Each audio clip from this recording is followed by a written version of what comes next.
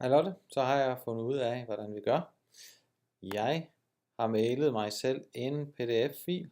Det er det mørke, de mørke fugle.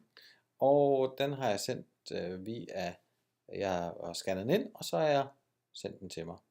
Den åbner jeg op, dobbeltklikker på den, og så vil jeg gerne have lov til at gemme den. Jeg gemmer den. Har jeg Google Drive på derinde, det gør jeg ikke. Nu sætter jeg den lige på skrivebordet. Så kan vi altid finde den. Og så kalder jeg den lige Lotte 1, hvis jeg nu skal lave det om igen. Ja, og så trykker jeg Enter. Og jeg behøver sikkert have nogen farve på. Så er det fint. Så er den gemt på skrivebordet, og så lukker jeg den ned igen. Det behøver jeg nok ikke, men det gør jeg altså.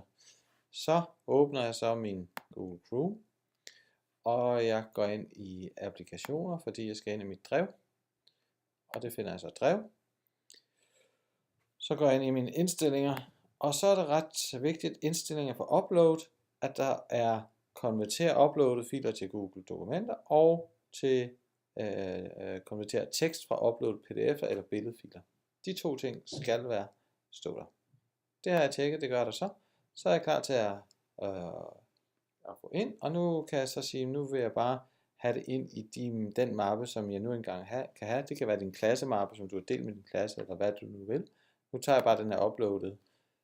Så gør jeg det, at jeg siger okay. Så jeg flytter lige den her. Der er sikkert en nemmere vej at gøre det. Og så siger jeg den her. Der var en, der hed Lotte 1. Den tager jeg. Ind med den. Så uploader den. Yes. Nu afslutter den. Den er ved at konvertere det nu her. Og nu åbner jeg den op. Og så er den nu som tekst. Og så kan jeg skrive i den. Var det ikke smart? Og lige det vi skulle bruge, det håber jeg da.